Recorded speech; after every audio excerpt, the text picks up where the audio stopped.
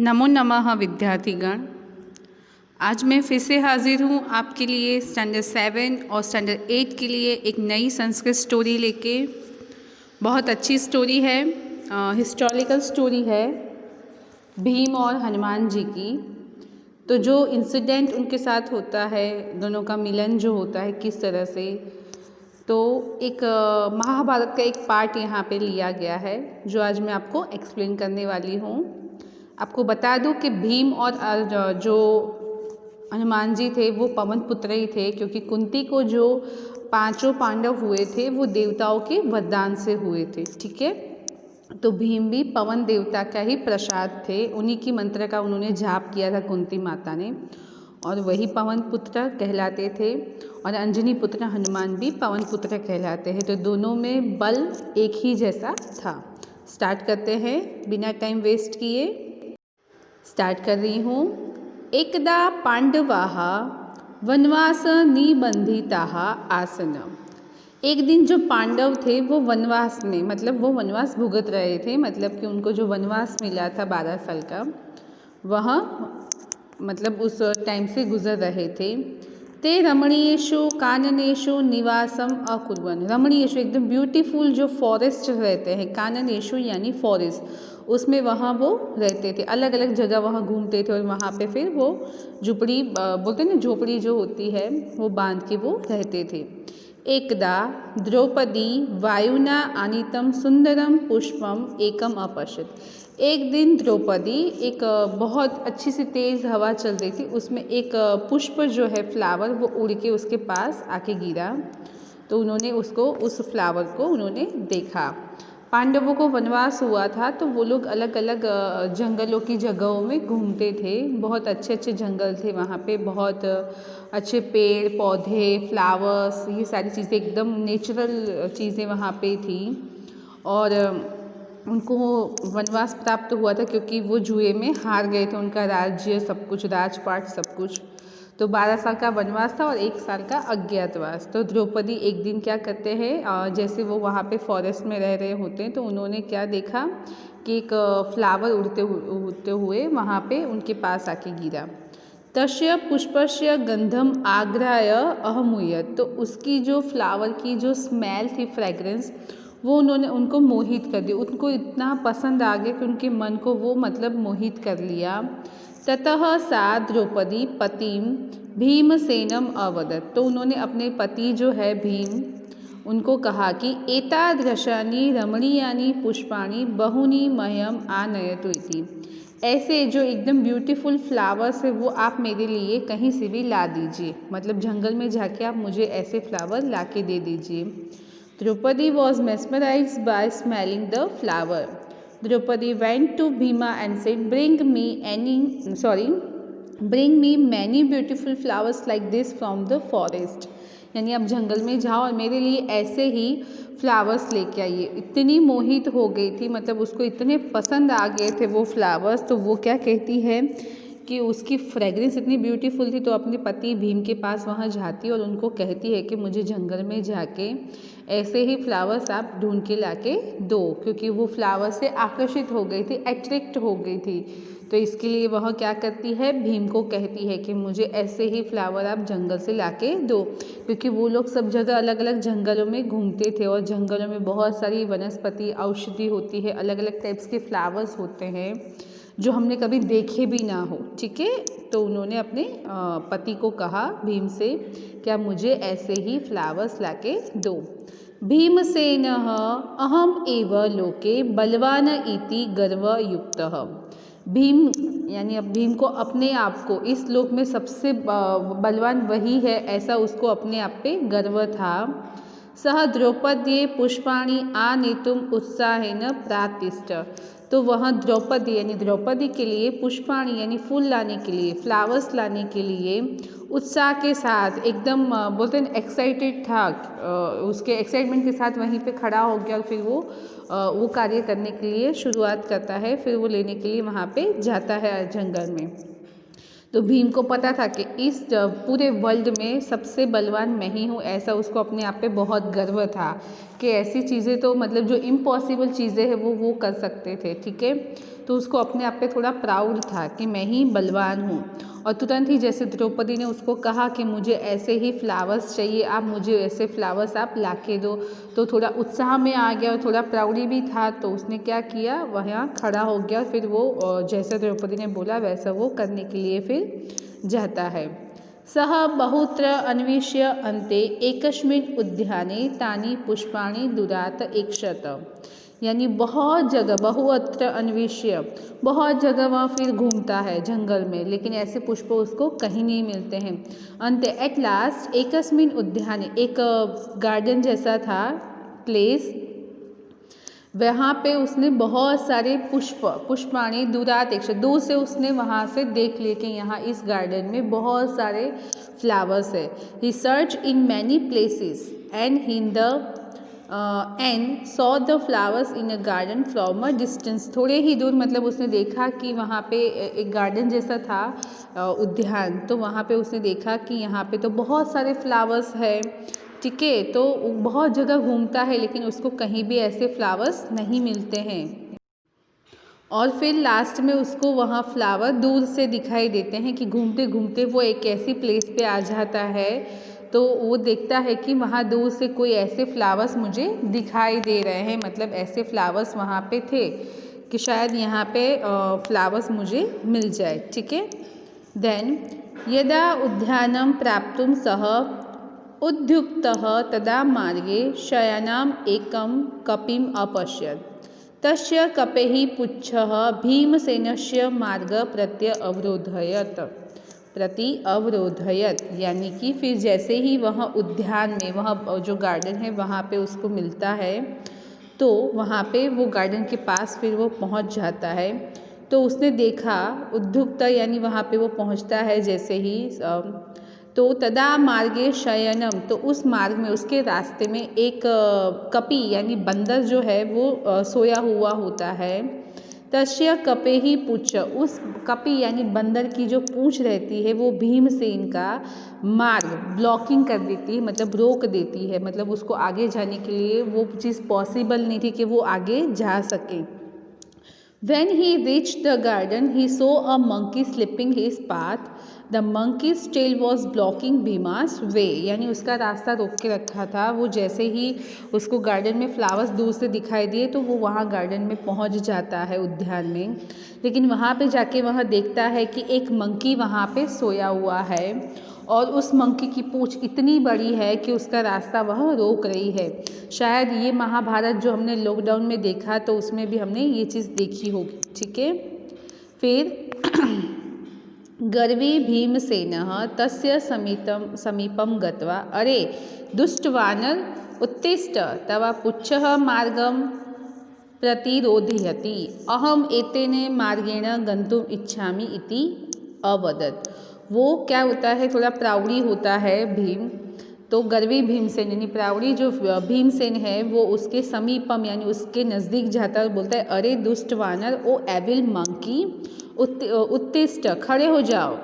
तब पुच्छः, आपकी जो पूंछ है वो मेरा मार्ग प्रति अवरोधयति, यानी वह मेरा मार्ग रास्ता रोक रही है। अहम एतेन मार्गेण गंतुम इच्छामि इति वदत्, यानी मैं इस रास्ते पे जाना चाहता हूँ, मुझे इस रास्ते से जाना है, तो यहाँ से आप हट जाओ। ऐसा वह किसको बोलता है, वो कपि जो सोया हुआ है बंदर, उसको वह बोलता है। तो Bhima went close to it and said, oh evil monkey, your tail is obstructing my path, I want to go by this path, यानी कि आप यहाँ से मेरे रास्ते से हट जाओ, आपकी जो पूँछ है वो मेरा रास्ता रोक रही है। ऐसा वहाँ पर जाके थोड़ी और भी चीज़ें बोलता है।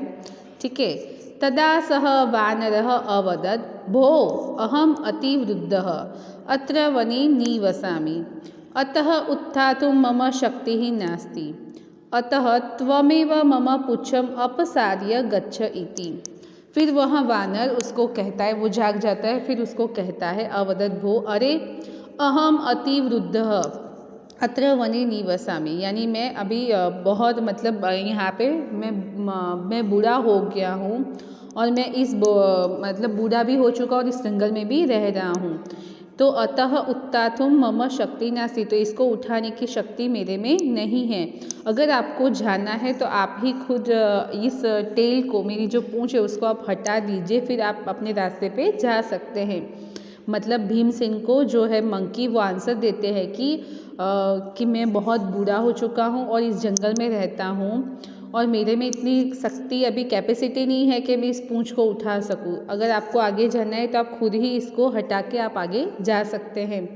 Then the monkey replied, I am very old and I live in this forest.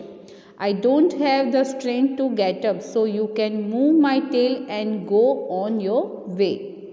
यानी कि आप खुद ही अपनी शक्ति दिखा के इसको हटा दो, क्योंकि मेरे में इतनी शक्ति नहीं है।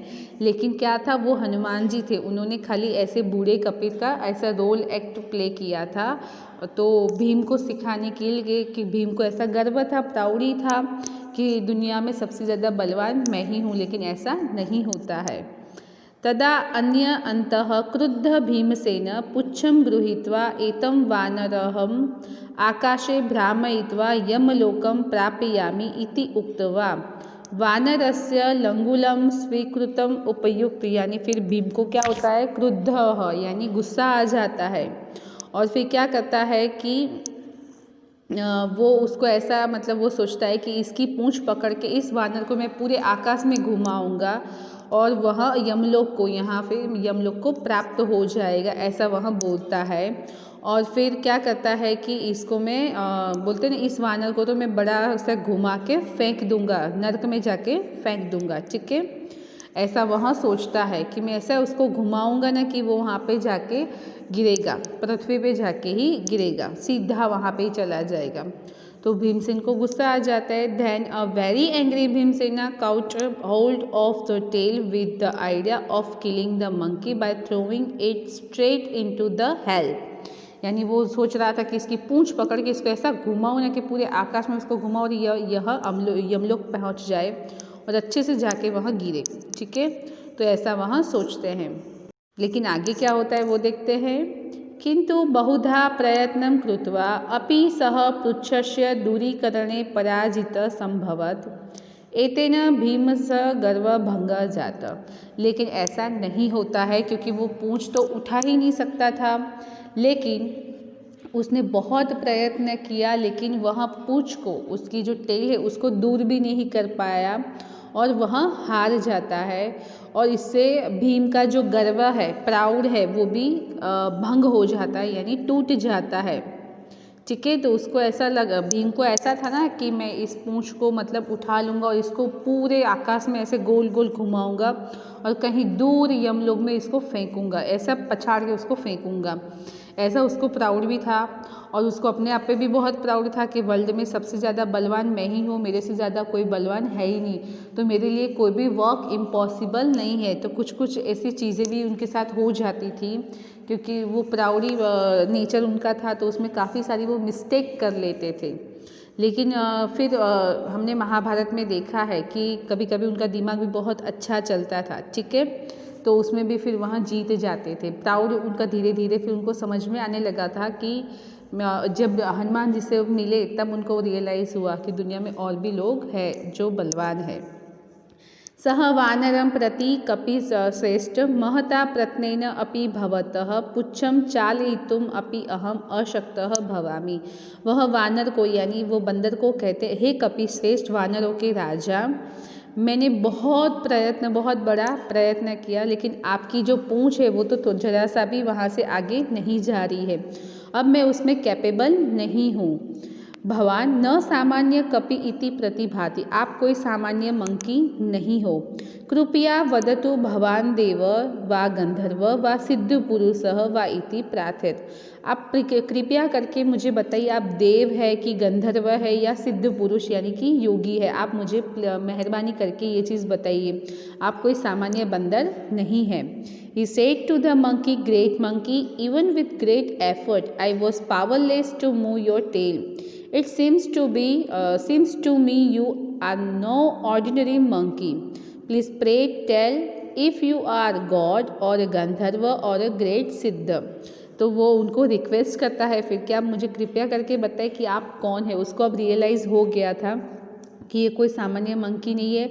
उसका गर्व यानी प्राउड भी टूट चुका था, ब्रोकन हो चुका था कि वर्ल्ड में दूसरे भी लोग हैं जो मेरे से भी शक्तिशाली बलवान है। ठीक है, तो अब वो रिक्वेस्ट करता है। उसने बहुत कोशिश की लेकिन एक पूंछ को खाली वहाँ उस जगह से हटा भी नहीं पाया, हिला भी नहीं पाया कि इसको मूव करके मैं दूसरी जगह रखूँ।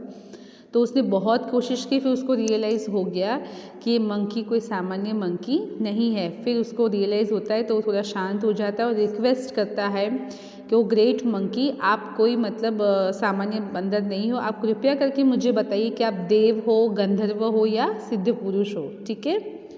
सः कपि क्षान्तः उत्तरं प्रायच्छत्, भोः अहमेव आञ्जनेयः अहमपि वायुपुत्रः इति कारणात् तव भ्राता भवामि।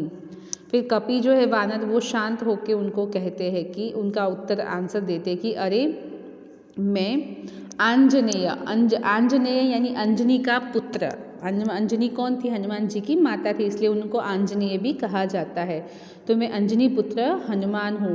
अहम अपि वायुपुत्र, वायु यानी पवन देव का पुत्र हूँ, यानी इति कारणात् तव भ्राता भव, इसलिए मैं आपका भाई भी हूँ, क्योंकि दोनों क्या थे? पवन पुत्र थे। समझ में आ रहा है? मैंने पहले ही स्टोरी के पहले बता दिया कि पवन देव के वरदान से ही हनुमान जी भी अंजनी के पुत्र बने थे और कुंती को भी भगवान पवन देव के जो वर्षिस होते श्लोक का उन्होंने आह्वान किया था और उसी का प्रसाद उनको भीम के रूप में मिला था। ठीक है, तो वो दोनों क्या थे? भाई थे।